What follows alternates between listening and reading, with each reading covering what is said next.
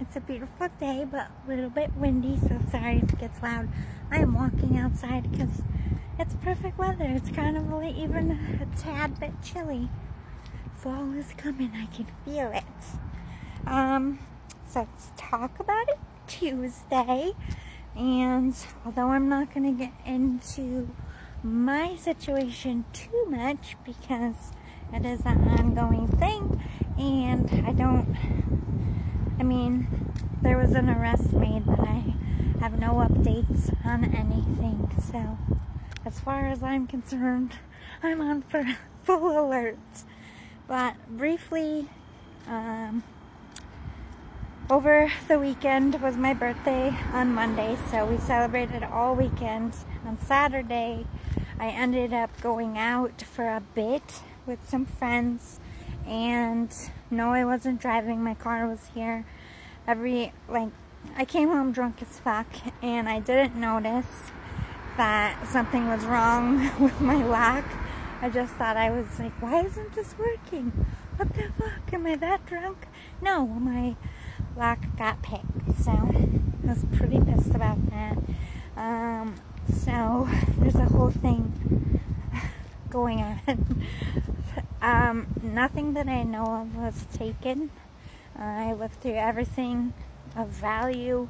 Nothing was moved.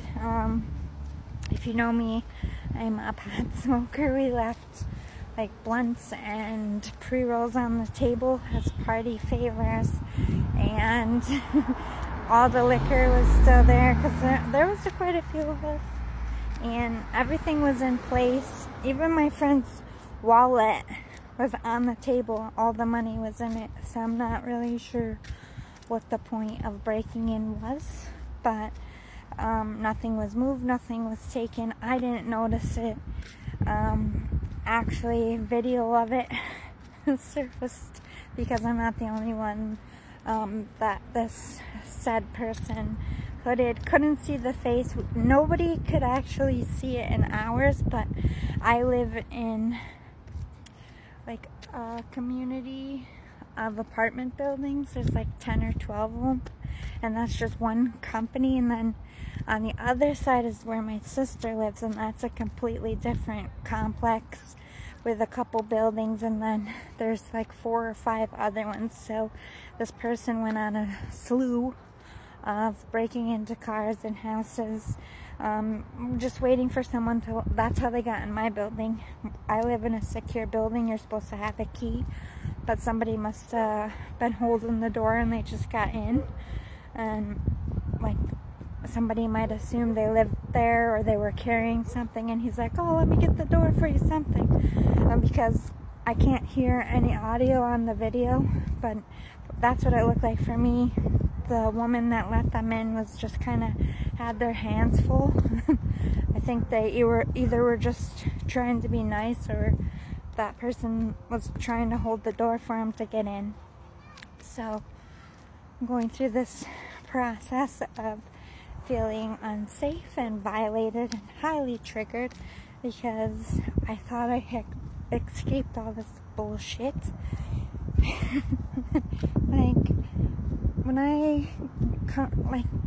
It's so hard to describe this area that I live in now. Like, when I was coming up, I'm like, I don't care what it takes. You know, I'm gonna move there. I'm gonna get out of this fucking shit. And there's so much more to do around here. There's more jobs. And as you can tell, I've had a few job moves. And there is a lot more work. And I did achieve my goal. But now, this is also the hood. And it's like, I'm not bashing anything, but we've had an influx of foreigners, like, in all of these buildings. We are now the more cheaper end of apartment living, so I'm not dealing with the best.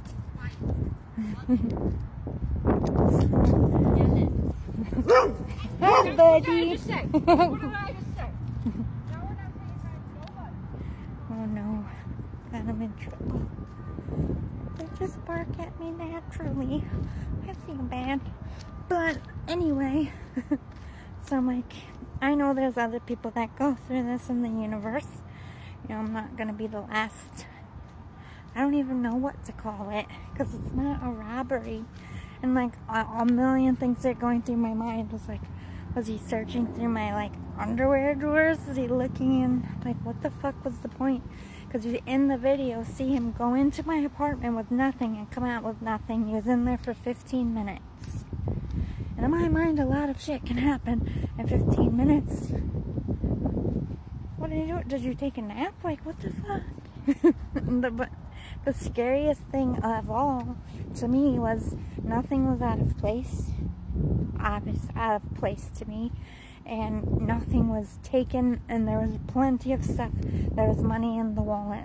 There was drugs on the table. Like, it freaks me out. And my car was in the parking lot the whole night. And was this person just assuming I was around in the apartment and would come home? Did it take them that long to realize I wasn't around? And this was all before I had found out that other people were also had this happen. Just walk into the house and come out. So they ruled it, you know, not that any of us were a target. This person, it could just be like mentally ill. They could have just, you know, done something really gross in our apartments. Mine got swept. There was no filming camera, anything like that. And you know I go legit. I'll never be able to sleep right in this fucking apartment. And this is why I'm talking about it, because I did everything, and I come from knowledge of, hey, I'm a female, I live by myself, I need to protect myself.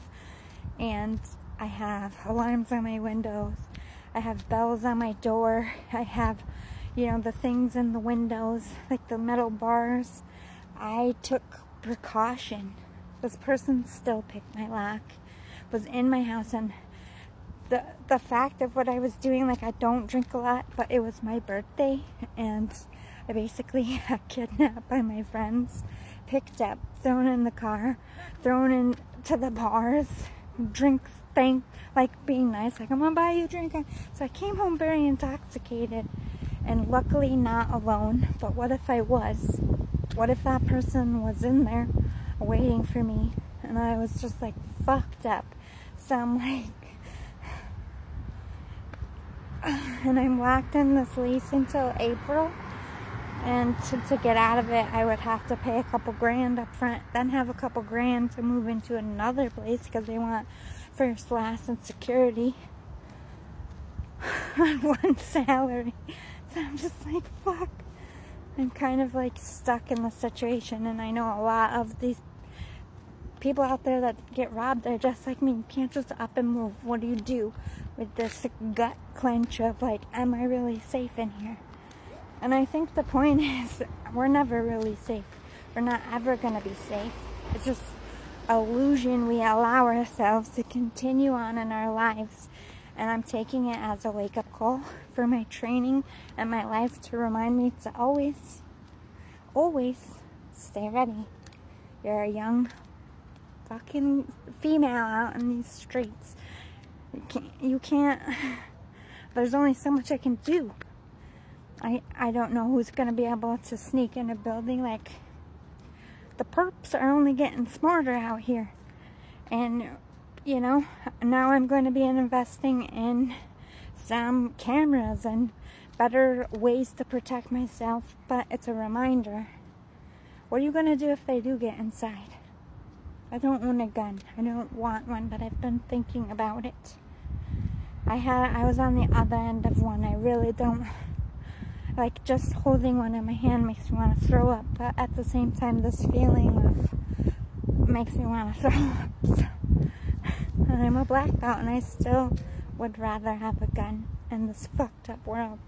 I don't know what to do because I'm Hacksaw Ridge, and I don't want to give in to this need to have a gun because something scary happens. I am the weapon. I have to remember my training, and which was, what are you going to do if there's no weapon around? Or if they take that weapon from you?